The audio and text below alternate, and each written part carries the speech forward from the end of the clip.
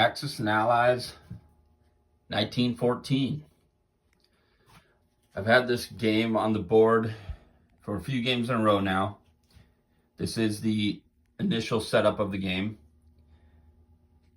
And I've had the Central Powers win both times.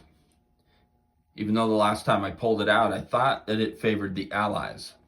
But I never really went that deep in the game as I did these last couple times, close to 20 rounds. So learning new things about it and finding it more enjoyable than I initially did. But I want to try to figure out an Allied strategy. And so I'm not sure I'm going to go through the entire thing, but we'll do a couple rounds at least, maybe a few more. We'll see how it goes. But I do have a few house rules. The naval warfare,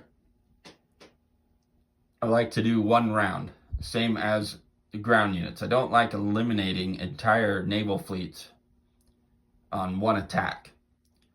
So that's going to be basically the same rules as ground war, one round. To go along with that, the battleships, when they're damaged, they can only attack and defend at 3, and they can only move 1 space. Also, dogfights is only going to be 1 round. So you have to get a 3-to-1 ratio in the fighters in order to get air superiority. Contested territory is not going to be 0 IPC value. It's going to be half the value rounded down to whoever had the territory last. And then non-combat move. I know the game does not have non-combat moves, and it is designed to, once you make a commitment in that initial move, that you can't turn around. But playing the game by myself, I find it a lot more confusing moving units around all at the same time. So to clean up the board, make it easier, and quite honestly, to make better decisions so the game works out better in the long run, I am going to have a non-combat move. Sub-warfare. I didn't even use it. I just kind of forgot about that. So I'm going to be trying some of the German unrestricted submarine warfare. We'll see how that goes. Of course, that's going into 7, 8, and 2 is where the subs have to be in order for that to work.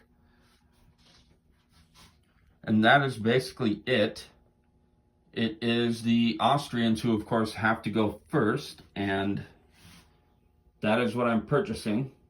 I like to get a lot of infantry, a lot of artillery, get the tanks when they become available, and fighters. I love fighters. Austrians don't start with the fighters, so we are getting one out there.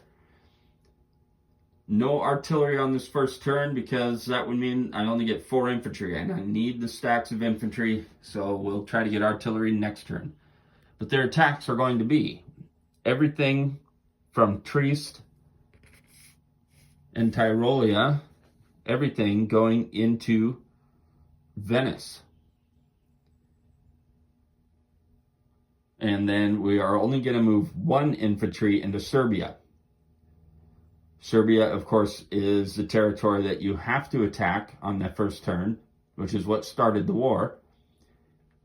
But if you put too many units in there, then over the 3 territories you're attacking, you may not get as far as you want in each of them. So I'm just going with a minimum of 1, just to apply the rule.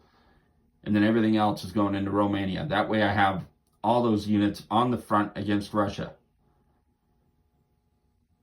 If I pull units back from that, move them into Serbia, something I don't want to happen is probably going to happen. So we're focusing on 2 territories, the Western Front and the Eastern Front. And whatever happens in Serbia, most likely we'll let the Ottomans do that. I find my central powered strategies to be aggressive and to work better than my allied powered strategies. But the focus here, again, is going to be on the allied powers so I can try to figure out what they need to do. In the 2 games prior, I did some counterattacks in the first game, and it left me vulnerable because I was eating up a lot more units by counterattacking too often, I guess. So in the second game, I tried to pull back and build up my defenses, and that just meant I was barely ever attacking. Neither one seemed to work. So we're going to try to mix it up and just make smart decisions. I'm not entirely sure. We'll look at Russia, of course, after Austria, and that'll be easier to tell. I'd love to build this navy up, but ground units is what you need to move. And the harbors, of course, anybody that moves in there gets hit on mines. Every single ship is one mine you get a roll for. So that's a good defensive mechanism I like in the game. It makes your harbors safer, so you can utilize your ships in that zone, in this case, the transport, which we are going to utilize in the first turn, so that battleship gets a hit as well. And that is it. I'm just going to use this as one video, and we'll see what happens from there.